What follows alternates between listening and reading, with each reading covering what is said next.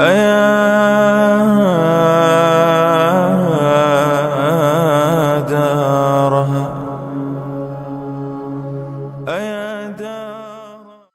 بعد، بسم الله الرحمن الرحیم. درس ما در مورد تعداد انبیاء علیهم السلام بود و ایگه در آخر گفته بودیم که هیچ پیغمبر بدون دلیل ما نبوتش ثابت کردن نمیتونیم. از همون خاطر در مورد تبع و ذوالقرنین و امثال ازیا توقف بهتر بود که آدم حکم نکنه. اما یک پیغمبر دیگه که خضر علیه السلام است، در مورد ازی چی حقیقت وجود داره. علما و مفسرین زیادتر ترجیح به این میدن که یم پیغمبر است روی چند دلایل. اول دلیلش است که الله متعال در سوره کهف از این خبر داده و او خبرایی که الله متعال از طرف ازی میده دلالت بالای نبوتش میکنه. اول وجه از نبوتش است که زمان موسی علیه السلام به امرای شاگرد خود میره و برای دریافت از او در اونجا الله متعال حکایت از او میکنه. فوجدا عبدا من عبادنا، یافتن یک بنده از جمله بنده های ما، آتیناه رحمتا من عندنا، که ما به رحمت از جانب خیش برش عطا کرده بودیم. و علمناه من لدنا علما، و ما تعلیم داده بودیم او را از جانب خیش از بعضی علومه. یعنی این معلومات ما برش داده بودیم که چی معلوماتی که خضر علیه السلام بعداً باز برای موسی علیه السلام ارائه میکنه. اینی معلومات از جانب الله متعال است. از اینجا واضح میشه که الله متعال سرزی رحمت کرده و غالبا کلمه رحمت که هنگام با انبیاء علیهم السلام نسبت میشه از جانب الله متعال، مراد از پیشش نبوت میباشه. از همون خاطر کلمه رحمت دلیل بالای از است که الله برش نبوت داده. یک دلیل است. چرا؟ به خاطر که رحمت مراد از پیشش نبوت است و کدام علمی که الله متعال داده او را به ذریعه وحی داده که دو چیز الله متعال برازی بخشش کرده. دوم دلیل بالای پیغمبری ازی است که موسی علیه السلام زمانی که امرایش روبرو میشه و ملاقات میکنه، امرایش گفتگو میکنه، برش میفرماید و امی مکالمه موسی علیه السلام الله متعال در قرآن ذکر میکنه. موسی علیه السلام میفرماید هل اتبعک علی ان تعلمنی مما علمت رشدا، آیا ما تابعداری تو را نکنم با او چیزی که تعلیم داده شده بری تو از جانب الله متعال، یعنی بری تو معلومات داده شده از علوم هدایت، دیگه ما تابعداری تو را میکنم. او پس برش میگه قال انک لن تستطیع معی صبرا، تو امرای ما توان طاقت نداری که تو صبر بکنی به این علم.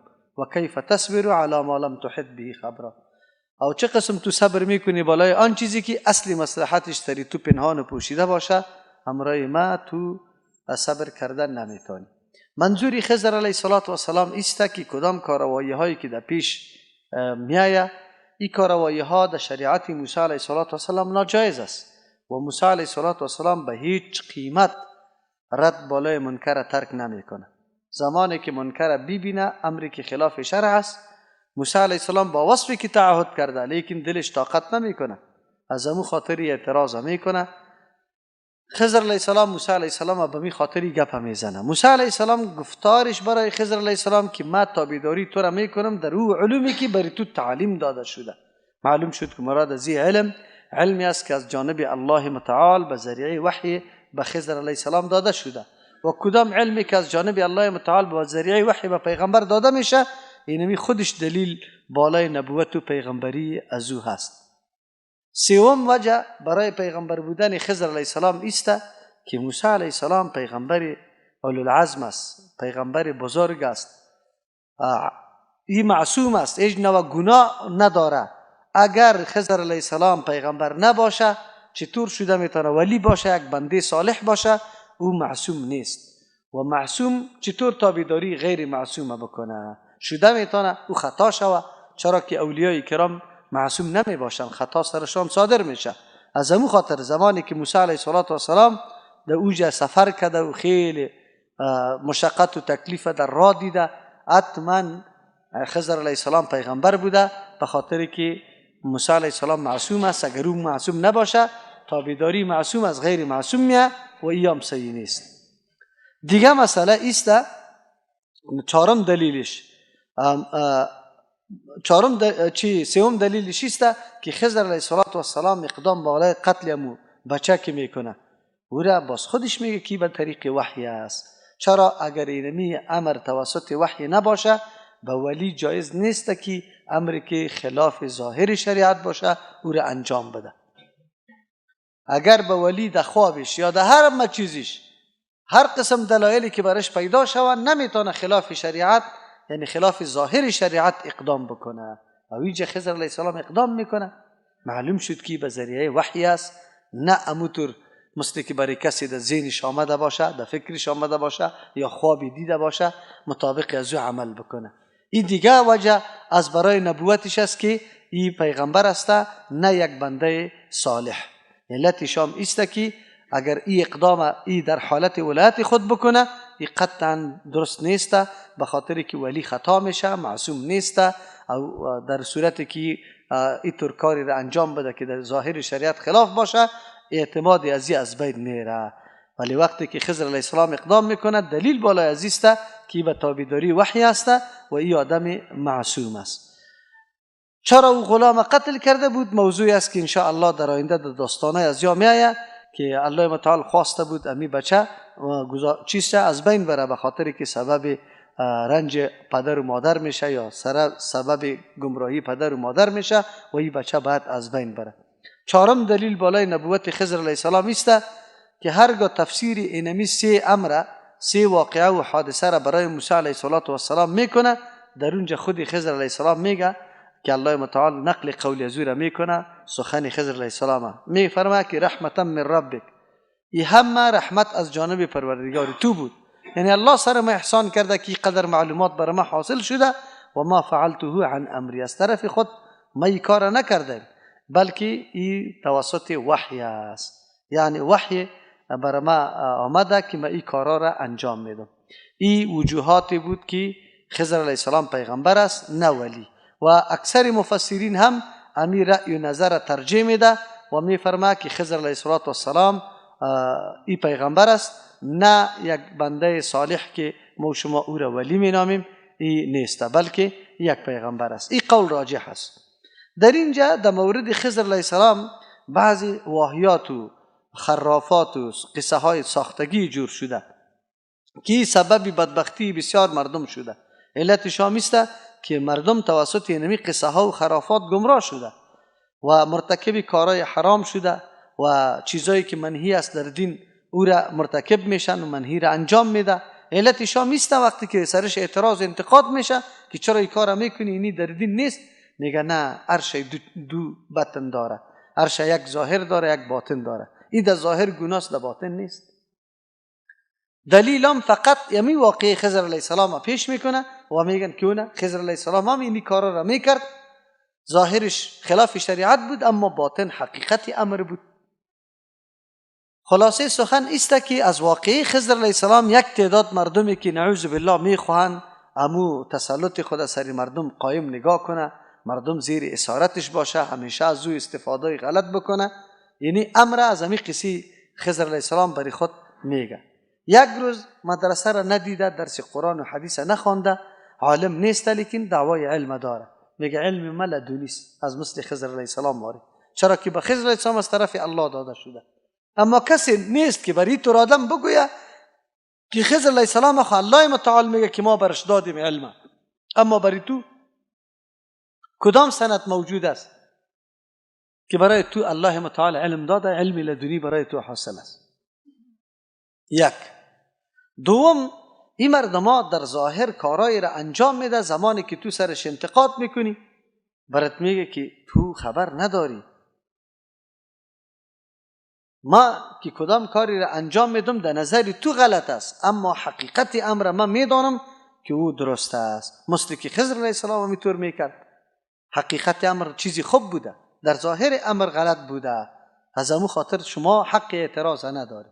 مثل که موسی علیه السلام به خاطر اعتراض کردنش 3 مرتبه آخر جدا شدن، اینمی قسم تو هم حق اعتراض نداری. از امو خاطر اکثر مریدای پیر صاحبا هیچ نوع اعتراض بالای پیر صاحب ندارد. اگر زن قطش یک جای در یک خانه میبینه اگر سخن میگه، اگر خنده میکنه، اگر مذاق میکنه، هر کاری که میکنه، حق اعتراض تو نداری که سر از او داشته باشی، به خاطری که او خود در اینطور یک مرتبه و مقام سری مردم قبولانده که بعد از او تو حق انتقاد سرش نداری. در حالی که پیغمبر علیه السلام آنقدر محتاط بود، با همراه یکی از ازواج مطهرات شب سخن میگه، دو صحابی تیر میشه، میبینه که پیغمبر علیه السلام قطعی یک سیاسر سخن میگه، شناختن وا که رسول الله صلی الله علیه و آله همراه همسرش است، اما پیغمبر علیه السلام صدا میکنه و صحابه که صحابه مادرتان فلانی است، و صحابه میگه یا رسول الله ما خو کدام سخن غلطی در دل ما نمیگرده. گفت نه، شیطان در قلب هر انسان وسوسه میکنه، گپ غلط میاد. از امو خاطر است که انسان از اون موقعی که در اونجا مورد تهمت واقع میشی باید خودداری بکنی. چرا؟ حقیقت تو ظاهر، شریعت ظاهر امر میبینه، در ظاهر اگر حالت تو خوب نباشه، باطن هر قدر خوب باشی و دیگه در این مورد مکلف نمیشه که کدام فیصله در حق تو کرده رویست. از او خاطر پیغمبر علیه السلام اطاعتاً برای صحابه گفت که مادرتان فلانی است، یعنی کدام زنی بیگانه نیست که ما قطعش استاد شدیم در این شب در این خفتن او شما در فکرتان کدام گپ دیگری بگرده. امو شک یا شبهه که در قلب یک مخاطب پیدا میشه امو را ازاله میکنه. پیغمبر بی از کدام احتیاط کار میگیره؟ اما اینجا ملا صاحبی ما، خونزاده صاحبی ما، پیر صاحبی ما برای خود راههایی را میکشه که مردم و جز از که تابع خود بسازه، فریب برش بده، خلاص. چرا جناب پیر صاحب یا مولوی صاحب نماز نمیخونه؟ نماز یزیجه نیست، نماز یزید کعبه است. چرا جماعت نمیکنه؟ نه، جماعت یزی امرای کسی نمیشه، کلی دیگه مردم گناهگار است، این تنها چی است؟ پاک است. از او خاطری پاک است، قطعی از دیگه مردم باید یک جای نشن، خلاص. یعنی اون معاملاتی است که در مورد خضر علیه السلام مردم میگه و ازمی چی میکنه؟ دلیل میگیره. لیکن الحمدلله دین مقدس اسلامی طور دین نیست، به خاطری که همه چیزش به اساس دلیل و سند باید ارائه شود، به خیالات نمیشه، به خوابا نمیشه. امروز کسی خدا خضر علیه السلام ماری معرفی کرده نمیتونه که من خضر هستم. من یک بچه را میکشم و بعد از او چیسته میدانم که کشتن بچه خیلی مصلحت است، ایره کس نه برش اجازه داده میتونه و نه در شریعت برش هسته که باید اینمی کار انجام بده. از امو خاطر تعداد علما یک اما گپاس کجا پیدا شده؟ یک تعداد خود دعوای ازیر داره که من خود ملاقات قطعی خضر علیه السلام کردم، او سالی یک دفعه میایه، دیگهش میگه که ما بالکل امی انگشتی کلانش هیچ استخوان نداره. خب در فلان دشت ما دیدم شیطان نعوذ بالله به شکل چی پایین میایه، برای از او خود معرفی میکنه. شیخ الاسلام ابن تیمیه رحمه الله همین طور گپ میزنه. از امام احمد ابن حنبل رحمه الله در این مورد پرسان شد که بعضی مردم اینطوری دعا داره که من خضر علیه السلام اینطور کردم، اینطور دیدم. گفتی شیطان است، هیچگاه خضر علیه السلام نیست. و چرا؟ قولی راجح در مورد خضر علیه السلام است که وفات کرده، زنده باقی نیست. اگر کسی ایره زنده تلقی میکنه به این خاطر که امو خرافات خود سری مردم بپذیرانه، از او خاطری دعواها را داره، در غیر زو او چی کرده؟ وفات کرده. از امو خاطر امام بخاری، ابن کثیر، ابن حجر رحمت الله علیهم اینطور علما کتابا نوشته کرده، باب گذاشته بالای امین موضوع که خضر علیه السلام حیات زنده نیسته بلکه وفات کرده. دلیل بالای ازی دلیل است که الله متعال از هر پیغمبر وعده گرفته. هر پیغمبر که الله متعال روان کرده از پیغمبر وعده گرفته که زمانی که پیغمبری آخر زمان محمد رسول الله میایه، اگر شما حیات بودی نصرتش میکنی، اگر نبودی به امت خود به قوم خود خبر میدی که او را بپذیره. الله متعال میفرماید در سوره آل عمران است آیه 81، اگر او قرآن کریم امرایتان موجود باشه، سوره آل عمران آیه 81 الله متعال میفرماید اعوذ بالله من الشیطان الرجیم و اذا خذ الله میثاق النبیین، قابل یادآوری است در آن وقتی که گرفت الله متعال وعده محکم از پیغمبران علیهم السلام، نبیین کلی انبیاء علیهم السلام است، لما آتیتکم من کتاب، هرگاه که ما دادیم برای شما از کتاب و حکمت، از حکمت امو جنبی عملی کتاب الله می باشه که از او تعبیر به احادیث پیغمبر میشه. ثم جاءکم رسول، باز آمد براتان پیغمبر مراد از رسول محمد رسول الله صلی الله علیه وسلم مصدق لما معکم، در حالی که تایید کننده است همراه او دینی که همراه شماست. دینای شما را که مسائل عقیدوی است کلش تایید میکنه. لتؤمنن به، شما ایمان سرش میاری، ولا تنصرنه، امداد و کمک پیغمبر میکنه. قال الله تعالی در اینجا میفرماید اقررتم و اخذتم علی ذلکم اسری، آیا شما اقرار کردی، اعتراف کردی و گرفتی سری نمی گپ و وعده محکم، یعنی پیمانتان بسته شد، سریزی اعتراف کردی؟ قالوا اقررنا، پیغمبران کلش اقرار کرده. قال فاشهدوا، شما مشاهد باشی، و انا معکم من الشاهدین، من همراه شما از جمله شاهدین هستم. از همون خاطر است که زمان عیسی علیه السلام پس نزول میکنه، شریعت جدید نداره و نه شریعت سابقی خود تبلیغ و تقریر میکنه، بلکه همین شریعتی که فعلا موجود است که به نام شریعت محمد صلی الله علیه و سلم یاد میشه، این تبلیغ و تقریر میشه. چرا؟ الله متعال از یا تعهد گرفته. یک موضوعی که شما همیشه میشنوید که این پیغمبر اولین و آخرین است، این گپ مردم غلط است. پیغمبر اولین نیست، پیغمبر او کسی را میگه که احکام الله را به مردم میرسانه. او محمد رسول الله صلی الله علیه و سلم در زمان آدم علیه السلام موجود نبود، در زمان نوح علیه السلام، در ابراهیم علیه السلام موجود نبود. چطور؟ بله، شهرت نبوت پیغمبر صلی الله علیه و سلم در اولین و آخرین شده. دیگر انبیاء علیهم السلام شهرت نبوتشان نشده. حتی اینا لما اینقدر انبیاء علیهم السلام است که هیچ نامش نمیفهمند، حتی نامش ذکر نشده. اما شهرت نبوت پیغمبر صلی الله علیه و سلم در اول و آخر در همه حالت شده. از همون خاطر در یک حدیث که پیغمبر علیه السلام میفرماید که کنت نبیا و آدم بین الماء و الطین، من پیغمبر بودم، آدم علیه السلام در بین چی بود؟ آب و گل بود. منظوری از این نبود که من پیغمبر بودم اونجا مردم دعوت میدادم. چرا دعوت خو برای اولاد آدم علیه السلام میشه؟ آدم علیه السلام در دنیا نآمده، به کی دعوت بده کی پیغمبر باشه؟ منظوری پیغمبر صلی الله علیه و سلم اینجا است که من بودم پیغمبر، یعنی شهرت نبوتم شده بود این در او زمان که آدم علیه السلام در بین گل و چی بود؟ و آب بود. شهرت نبوتم در او وقت شده بود. هر پیغمبر که آمد الله متعال از پیش تعهد گرفته.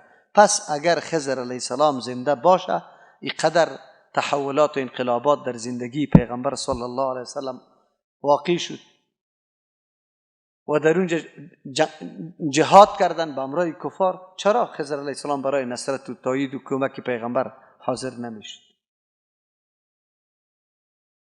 برای بیعت از پیغمبر علیه السلام باید حاضر میشد که من اینا بالکل چی کردم؟ تابع توستم.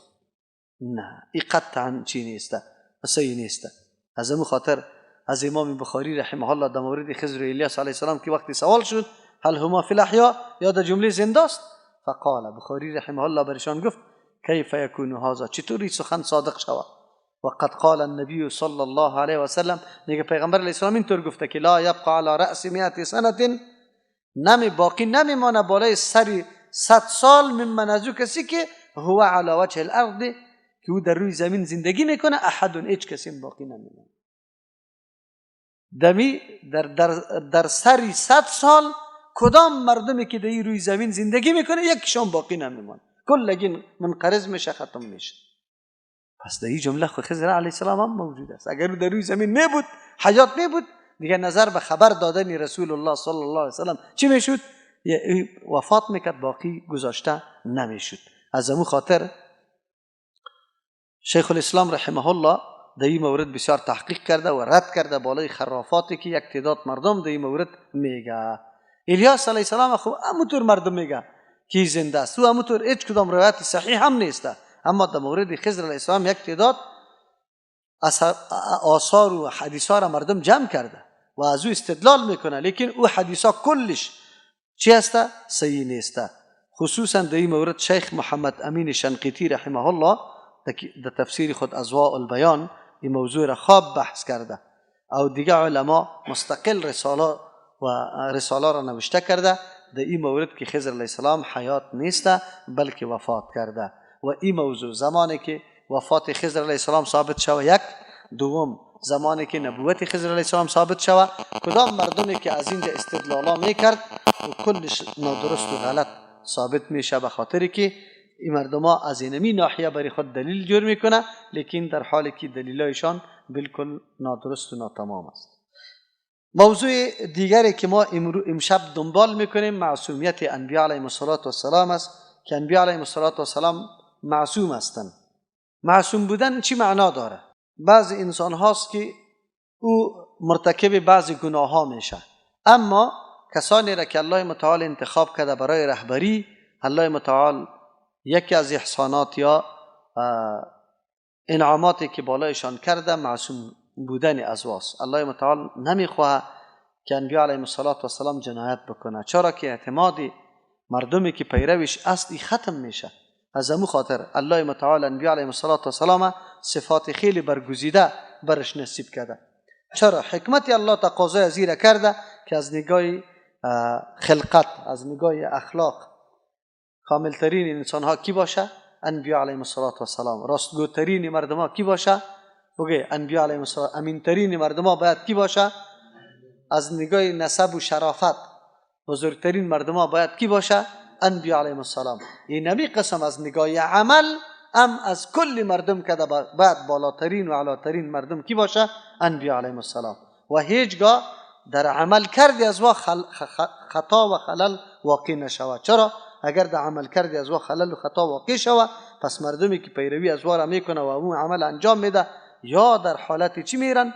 نقصان و زیان میره. از امو خاطر است که الله متعال انبیاء علیهم السلام اینی درجه را برش داده. الله متعال در مورد پیامبر صلی الله علیه و سلم، پیامبر ما میفرماید سوره طور آیه 48، اگر قرآن کریم امر تان است، الله میفرماید اعوذ بالله من الشیطان الرجیم واصبر لحکم ربک فانک باعیوننا. صبر بکو به حکم پروردگارت ای پیغمبری ما. پیغمبر علیه السلام مشکلات در راه دعوت خیلی زیاد متحمل شد، جنجالا برش خیلی زیاد پیدا شده، اما الله متعال رفع خستگی پیغمبری خدا به این کلمات میکنه که تو صبر بکو، مقاومت در خرج بدی، استوار باش در دعوتت. فانک باعیوننا، تو زیر نظر ماستی، مراقبت ماستی. هیچگاه تو را در حالی که با این کمال دلسوزی برای هدایت مردم تو کوشش میکنی، محنت میکشی، الله محنت تا ضایع نمیسازه. در اینجا اشاره به ایسته که عمل کردی تو، کرداری تو زیر مراقبت الله متعال قرار داره و الله نمیخواد که پیغمبرش نعوذ بالله مرتکب کدام گناه شود. از همون خاطر است که انبیاء علیهم السلام باید چی باشه؟ معصوم باشه. برای نوح علیه السلام وقتی که زمانی که الله متعال امر ساختن کشتی را کرد، بعد از الله میفرماید ولی تصنع علی عینی، و دیگه که ابی کشتی جور شود زیر مراقبت الله متعال، زیر نظر الله متعال. نمیخواد که افعال یا کارهای انبیاء علیهم السلام الله متعال امور رقم نعوذ بالله ناقص بگردانه، نه، زیر نظارت الله متعال باید امی کارهای انبیاء علیهم السلام پیش بره. علت چیست؟ به خاطری که عمل کرد زندگی از یا چراغ روشن برای کیست؟ امتشان می باشه. هر پیغمبر چرا که عمل کرد از اگر خطا باشه آینده امت سر از عمل میکنه و او خطا باشه، بس خود نعوذ بالله این نسبت جهل به الله هم میشه که الله کسی را انتخاب نکرد که واقعا کار خوب انجام میداد که پشتی سرش پیروانش هم کار خوب انجام میداد. از همون خاطر الله متعال یار معصوم پیدا کرده. در سوره انعام آیه 89 تا 90 الله متعال در آیات میفرماید اولئک الذین آتیناهم الکتاب والحکم والنبوة. این مردما بعد از ذکر انبیاء علیهم السلام میفرماید که یا مردمایی هستند که ما دادیم برای ازیا کتاب والحکم، توانمندی فیصله را، میتونه حق و باطل با هم جدا بسازه. الله همینطور نیروی فکری را برشان نصیب کرده. مراد از حکم در اینجا به نزد بعض مفسرین امون نیروی است که یا میتونن توسط ازو فیصله بکنن، حق و باطل جدا بکنن. یک و نبوت، دادیم برشان پیغمبری را، او نبوت عبارت از امون مرتبه است که یا قابلیت و اهلیت ازیره داره که الگو جور شوند، مقتدا جور شوند برای دیگران. پس الله متعال میفرماید که مردما ما برش دادیم کتاب حکم نبوت. الله میفرماید فیکفر بها هؤلاء، اگر این مردم انکار سرشان میکنه، نمیپذیرد دعوت از یاره، پیغمبری از یاره، فقد وکلنا بها قوما، ما موظف ساختیم به قبول کردن امی دعوت او طور قومی را لیسا بها بکافرین که و منکر نباشه. الله متعال قدرت داره که قوم دیگری را بیاره و عوض قومایی که در زمان انبیاء علیهم السلام موجود است قوم دیگر را پیدا بکنه و دعوت انبیاء علیهم السلام را بپذیره. اولئک الذین هدی الله، این مردما کسانی بودند که الله برای ازیا هدایت کرده بود، راه حق پیدا کرده، سر از او روان شده بود. فبهداه مقتده، به هدایت ازیا تو هم پیغمبر علیه السلام اقتدا بکو. حالی اگر راهنمایی انبیاء علیهم السلام قابل قدر نباشه، معصوم نباشه، درست نباشه، سالم نباشه، کی الله متعال و پیغمبر خود امر میکنه که در راه و روش ازیا تو هم اقتدا بکو، روان شو. از او طاعت و عبادتی که انبیاء علیهم السلام در طول زندگیشان کرده و او طاعت و عبادت واقعا در مرحله نهایت است، الله متعال از او مدح میکنه. در سوره انبیاء آیه 73 الله متعال میفرماید و جعلناهم ائمه یهدون بامرنا، ما امی انبیاء علیهم السلام پیشوایا جور کردیم، مقتدا جور کردیم، قرار دادیم برابری کی دستوری خود، کدام قوانینی که ما روان کردیم ما یارا پیشوا و مقتدا جور کردیم. یهدون بامرنا، که مردم ها را به کارهای نیک راهنمایی میکنه مطابق دستوری ما، کدام دستوری که ما دادیم مردم دعوت میده. و بعد از میگه و اوحینا الیهم فعل الخیرات، ما وحی کرده بودیم برای ازیا انجام دادن کارهای نیک و اقام الصلات، قائم کردن نماز، و ایتاء الزکات، دادن زکات، و کانوا لنا عابدین، یقینا کیا بندگان کامل ما بودند. الله متعال میفرماید پس خودی الله متعال مدح انبیاء علیهم السلام میکنه و از او یادآور میشه که یا در طاعت و عبادت در درجه نهایت هستند. از امو خاطر ما یارا الگو یا مقتدا جور کردم برای کسان دیگری.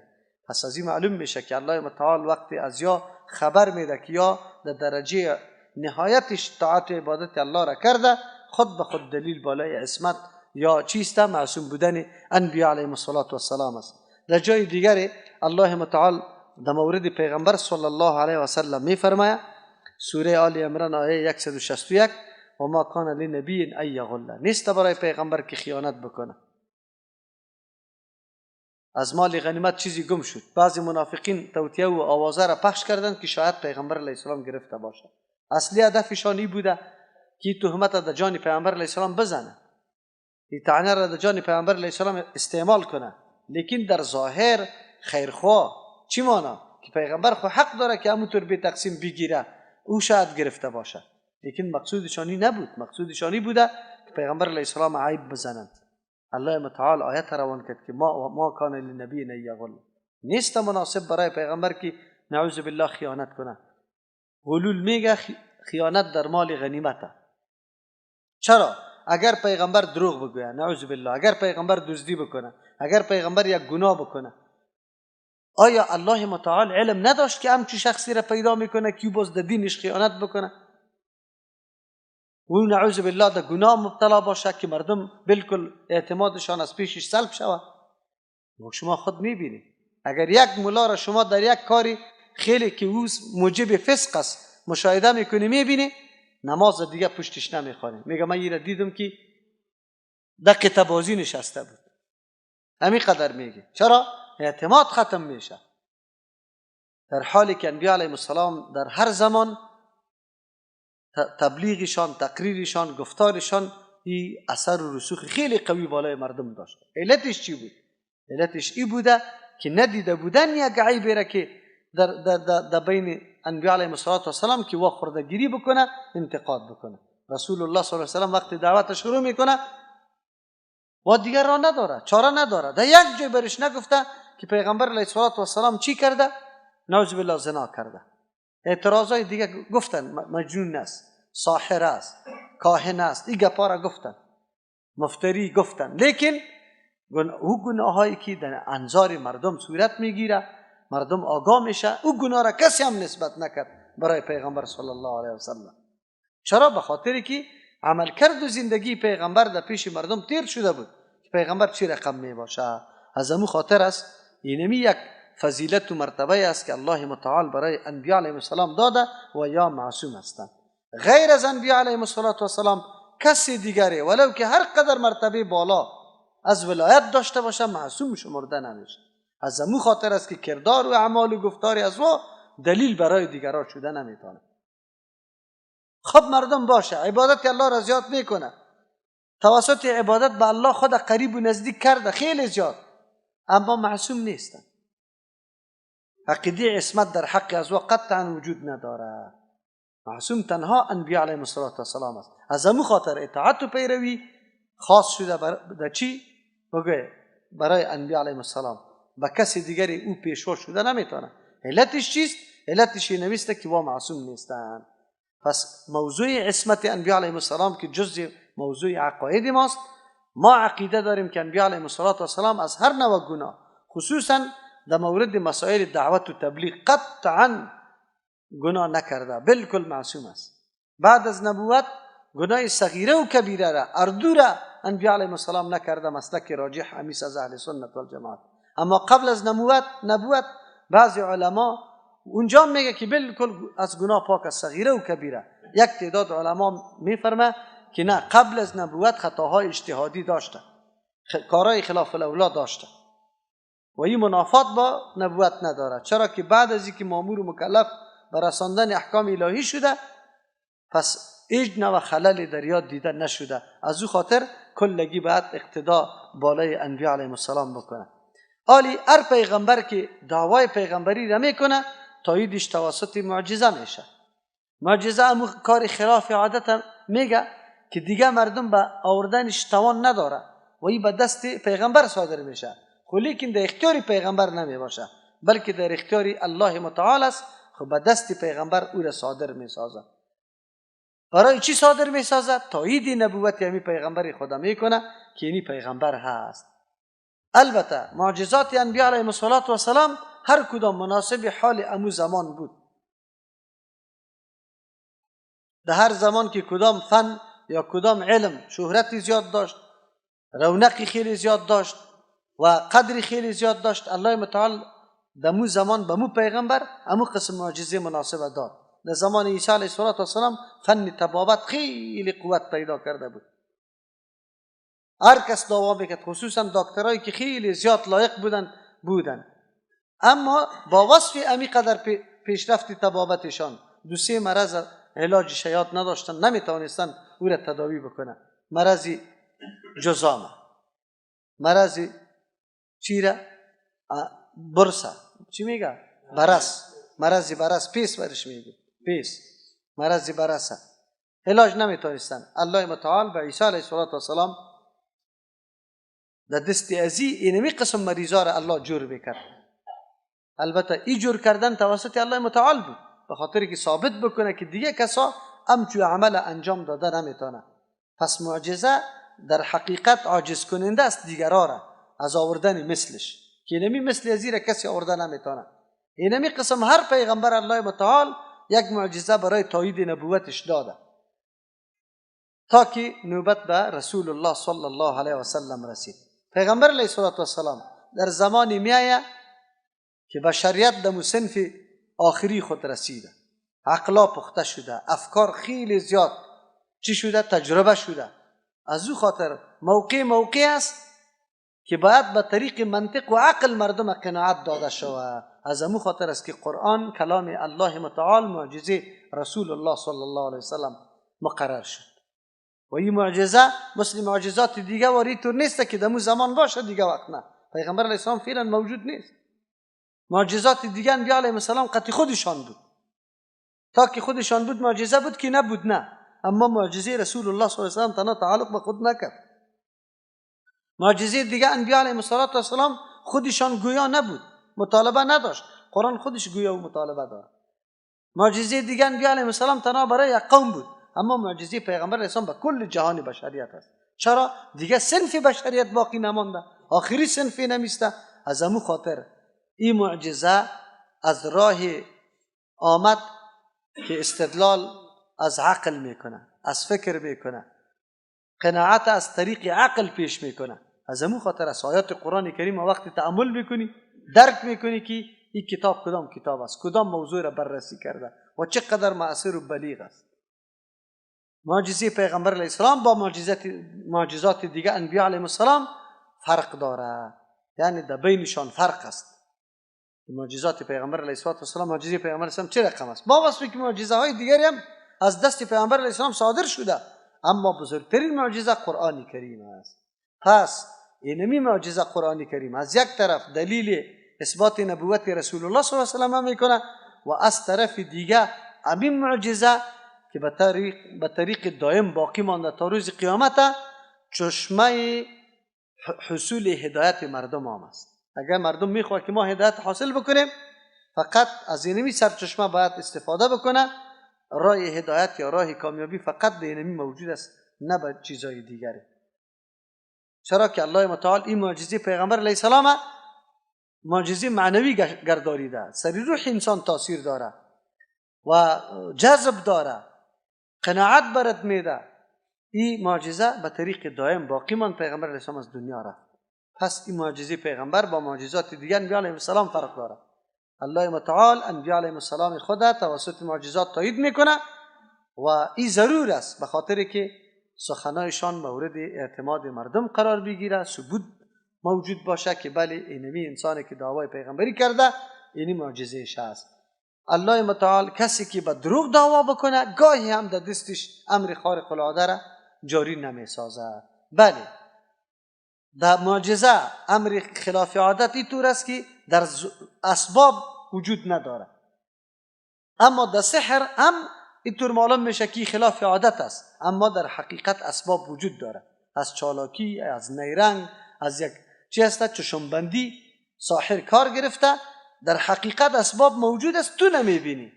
اما در معجزه امو اسباب ظاهری هم قطعا وجود نداره، کار میشه، کار صورت میگیره، در حالی که اسباب ظاهری هیچ وجود نداره. پیغمبر علیه السلام یک لشکر کلانه آب دادن، آب وضو را آماده کردن، دیگه پیادی نیست، حقیقت است. فقط در یک پیاله یا چیسته جامی که در اونجا او بده دستای مبارک میگذاره، بعد از مابین ناخنای مبارک آب فواره میزنه. کل صحابه کرام هم وضو میکنن، ظرفای آبی خود پر میکنه.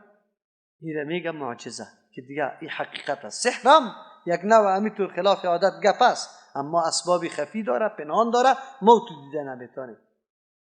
پس معیار برای شناخت انبیاء علیهم السلام ایست که کدام شخص دعوت به سوی دین الله داد و از دستش طور کار صورت گرفت که دیگه مردم از آوردن از او عاجز بود، یعنی را به نام پیغمبر یاد میکنه. اینجا از پیغمبر که در مرتبه پایین ولی است که از اون گاهی اوقات در دستش امر خلاف عادت صادر میشه، اما او مدعی نبوت نمی باشه، بلکه او خود تابعدار پیغمبر شمار میکنه. اونمو را باز به نام چی یاد میکنه؟ کرامت، که الله متعال برای شرافت و عزت از او ثابت میکنه که اینی بنده ما عزت و شرافت داره، یک امر خلاف عادت که دیگرها او را نمیتونه آورده صادر میکنه. اینی را به نام کرامت یاد میکنه که هم در تابعداری پیغمبر صلی الله علیه و سلم حاصل بشه. پس خلاصه سخن این شد که انبیاء علیهم السلام اشخاصی هستند که سبب هدایت بشریت در جهان میشه و در هر زمان الله تعالی انبیاء علیهم السلام روان کرده، واقعات از و داستانهای از الگو و نمونه برای زندگی دعوتی ما و شماست. الله تعالی توفیق نصیب بکنه که ما زندگی آینده خدا مطابق دعوت از پیش ببریم. و صلی الله تعالی علی خیر خلقه محمد و آله و اصحابه اجمعین. کلمه که ما و شما میخوانیم و داخل دایره اسلام میشیم دو جمله داره، یکیش لا اله الا الله و دیگیش محمد رسول الله است. آب در دهان خود انداختن و او را شور دادن و پس او را کشیدن، این را مزمزه میگن. و در مورد استنشاق هم امر شده که بالغ فی الاستنشاق الا ان تكون صائما، در استنشاق خوب مبالغه بکن، خوب آب کش کو، مگر در صورتی که روزه باشی. و دوست خود گفت لا تحزن ان الله معنا، اندوهگین نباش که الله با ماست. در این اینجا الله متعال میگه فانزل الله سکینته علیه، و الله متعال سکینه خود بر از اونها نازل کرد و ایده و اونها را تایید کرد بجنود لم تروها، با لشکریانی که دیده نمیشن، و جعل کلمه الذين كفروا السفلى، و الله متعال کلمه کسانی را که کافر شدند در پایین گردانیده. و کلمه من يهده الله فلا مضل له ومن يضلل فلا هادي له واشهد ان لا اله الا الله وحده لا شريك له واشهد ان محمدا عبده ورسوله. اما بعد فان اصدق الحديث كتاب الله واصدق. در جنت برای دخترهایی که ازدواج نکردند در جای شوهر چی برایشان می باشد که قبل از ازدواج وفات کرده الله برای شوهرها را پیدا میکنه، مثل که وا بی شوهر است جوانای بی زن آموجه می باشد که الله برش وارا مقرر میکنه. به هر چیز عالم است. این دوم نعمت میگه یاد کنید. چرا کفر میکنین، شرک میکنین؟ ذاتی که بر شما زمین آفرید و زمین به منفعت شما جور کرد نباد. تعلم ما فی نفسی ولا لا ما فی نفسک. تو از نفس من خبر داری چی اراده دارم چی مقصد دارم. بی عیسی علیه السلام حتی اراده قلبی خود به الله پیش میکنه که یا الله با زبان خو هیچ نگفتیم، حتی اراده ازی نیتی ازی از ما صادر نشده که ما اراده ازی داشته باشیم. چرا تو از نفس ما میگه. غرباء صاروا بيننا غرباء عاشوا دنيانا غرباء صاروا بيننا غرباء عاشوا عيشنا.